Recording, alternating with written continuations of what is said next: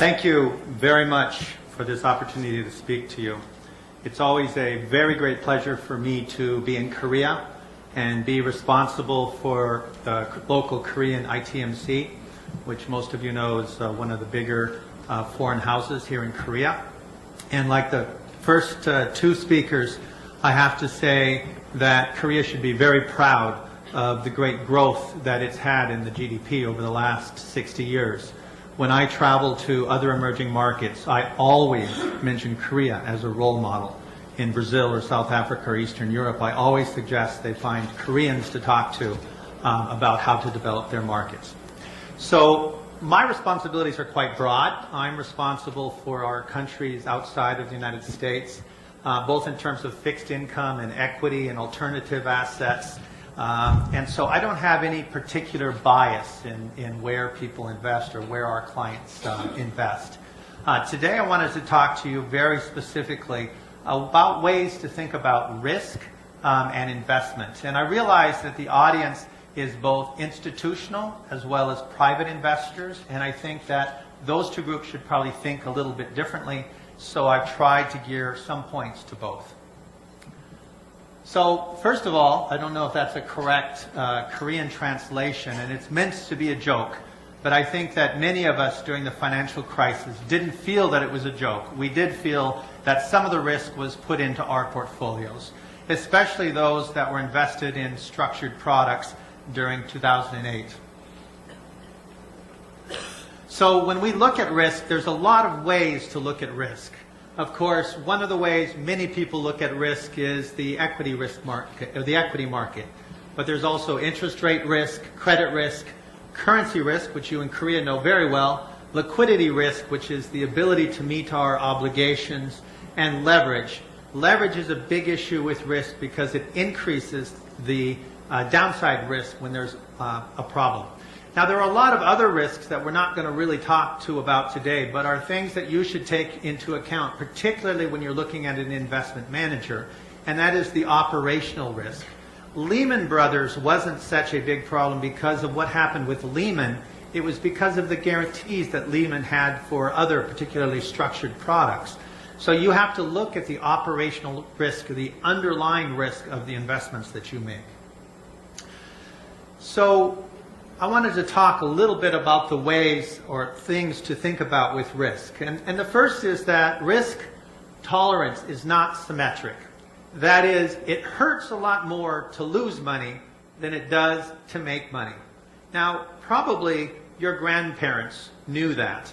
But it wasn't until 2002 that the Nobel Prize was won for this very point. And this has changed economics. And those of you who have studied economics prior to this period, this really has changed the thought of economics and really moved us towards behavioral economics. Knowing this should change the way that you look at your portfolios and structure them in such a way that you reduce the pain. The second big thing is risk itself does not follow a normal pattern. Many investors, particularly in past, tried to use statistics and tried to use a normal curve to try to look at their investments. And were so surprised when they kept hearing that what happened to their portfolio was a once in 1,000 year event, and it kept occurring. This is what some call the black swan event. So you need to take into account the possibility of very negative consequences. The third is back testing may not be the best way to look at your portfolio. You will have investment managers come to you, talk to you about a portfolio that has been back tested, and say if you'd only invested this way, you would have wonderful future results. In some sense, that's what happened in the mortgage market in the United States with the products that were structured in the mortgage market. They looked at the history of the mortgage market. There had never been large defaults. There had never been large defaults across all regions of the United States. So they felt that the way that they were structuring the mortgages was actually quite safe. They were wrong because that was a back-tested that hadn't really looked at the way mortgages were structured going forward. Risk levels are very dependent on your investment horizon. If you have a long-term investment horizon, you can take a very different risk level than if you have a short-term investment horizon. I'll talk about that in a moment. The 2002 Nobel Prize was written by, if I pronounce his name right, Kahneman, and he's written a great book that I'd recommend that you read called Thinking Fast and Slow. And one of the interesting parts of the book, this is a man who is one of our true geniuses of the last century. He keeps pointing out that even as a very intelligent man, he has behavioral biases which lead to poor decisions. And that's a very big problem. It's a very, very big problem for investors. And the best thing you can do to avoid that is have a method or a heuristic that keeps you from making poor behavioral decisions. And finally, there's an upside risk. I know that we all want to avoid losing money, but particularly those, for example, who've stayed out of the equity market over the last couple of years have found that there's an upside risk, not taking risk, not being in the market. So avoiding risk can lead to poor investment decisions. I'm quite surprised how many investors tend to sell at the low of the market. The volume was much higher after the market had fallen in 2008, 2009 than it had been before. Secondly, using a reference point can hurt performance. We do manage a lot of institutional accounts here in Korea, and I am surprised that some of our institutional investors do not want us to sell stocks that are at a loss. And I think this is a mistake. You should not look back at the reference point. You should look at your portfolio on a forward, ongoing basis. Also, many predictions are based on past results, based on past history of market returns and past risk. And you'll have a much better return if you look at potential forward results. And finally, because of behavior economics and because of the chart I showed you before, we tend to overpay for insurance. We certainly tend to overpay for trying to reducing risk in our portfolios. It's very expensive to reduce risk, particularly in equity portfolios, but we also tend to overpay for insurance overall. So the point being that you need to know your risk and you need to know your risk tolerance. It's difficult now because it's living in a world where it's increasingly difficult for economists or those who predict the economy to tell us what the future may hold. This chart just simply shows how wide the effort is and how much more increasingly economists are having a difficult time predicting the future.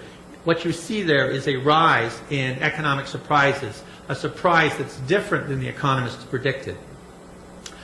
Just talking about two things, and I know you have a lot of people who are going to talk more about this type of thing in the future, but we've had a very big change in our economy. In the past, at least all the time in the past when I was an investor, we used to look at inventories, and the inventory cycle is what caused recessions.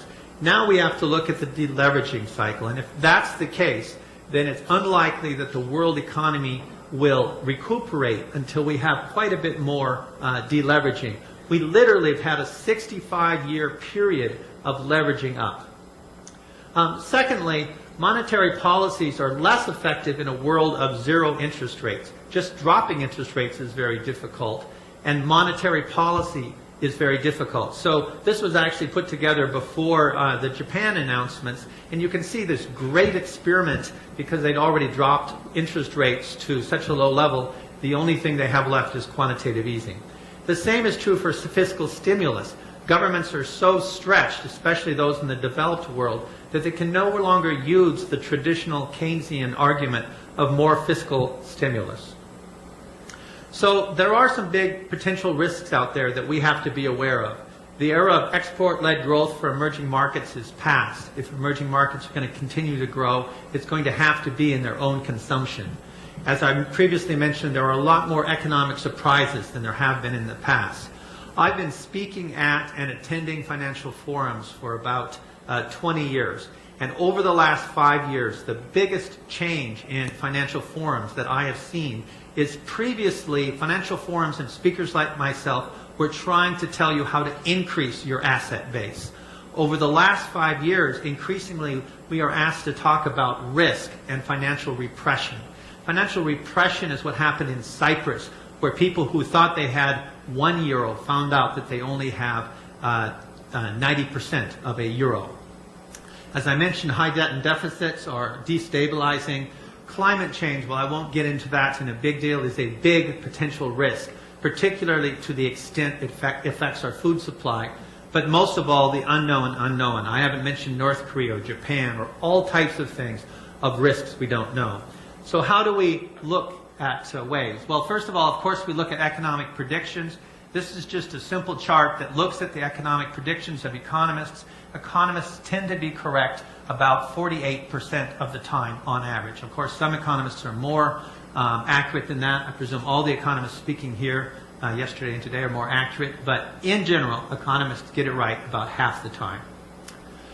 So what type of model might an endowment or a big investor use? And of course, the most famous model over the last 10 or 15 years has been the Yale endowment model. Yale takes a very long view. In fact, since it's an endowment, it has a perpetuity. Its theoretical investment horizon is forever. It has extensive resources. The alumni of Yale and the other schools give about an equal amount to the school as the earnings of the endowment, so they fund that endowment every year. Endowments in the United States are required to pay out 5% of their net asset base. What Yale did is put a very high percent in less liquid alternative asset classes starting in 1990. They were really the leaders in pushing alternative investments for endowments. They have access to the best alternative assets, including their students. Stanford, for example, famously had a large portion of Google, which was started by 2 Stanford students, in their endowment. They have a very small portion of stocks and bonds, and they do not do any market timing. They do not try to predict what is going to happen in the markets. Very impressive initial performance, not so impressive during the last few years. Many, many, many institutions have followed this model, resulting in a large increase in alternative investments. But there have been some problems with this model. First of all, risk depends on the time horizon. And even though they thought their time horizon was perpetual, into perpetuity, what they found in 2008 when the market crashed is that they needed resources right away, and they were forced to liquidate some of their illiquid investments. They found that their investments were much more correlated than they expected. I'll talk about that again in a moment. And their allocations became out of line. So when the liquid assets fell, the equities and fixed income assets fell, they had way above their guidelines in alternative assets, and they were forced to sell these alternative assets at a discounted price. So most investors, I would argue, are not Yale. Yale has access to the highest quality alternatives, and most investors do not. That said, institutions have doubled their allocation to alternatives in the last decade, which results in alternatives being much less alternative. In fact, this is just a chart of the returns of venture capital and private equity. And the blue line, if you can see it, is basically probably what Yale and the most those investors who have access to the investments get. The gray line is the median, and the red line is what you're likely to get. And you can see there's a huge dispersion there. So if you don't have access to the absolutely best alternative investments, it's likely that you will not get the results that you might hope.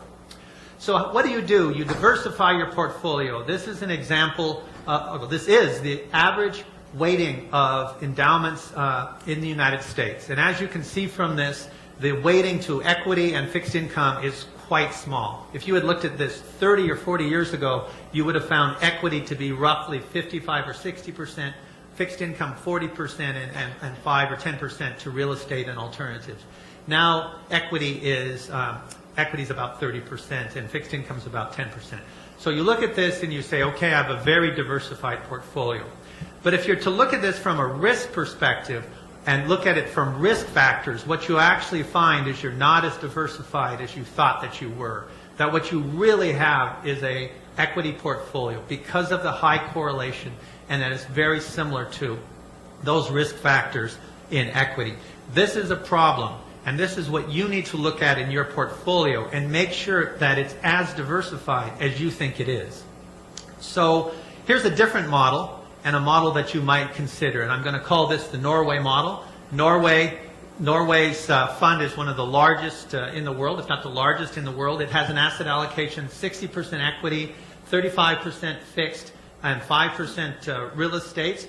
There are no alternatives or hedge funds in the Norway model. So let me repeat that because I think it's very important, because I'm pretty sure that most of your advisors are telling you that you need to increase alternatives quite a bit.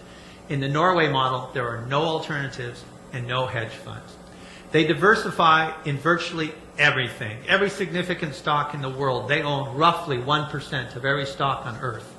Now, they have a long-term horizon and they're flexible enough to allow volatility. So they do have a lot of volatility in their portfolio, and they're mechanically disciplined. They're aware of the problems of behavioral economics, and so they use a heuristic mechanism so that they reinvest.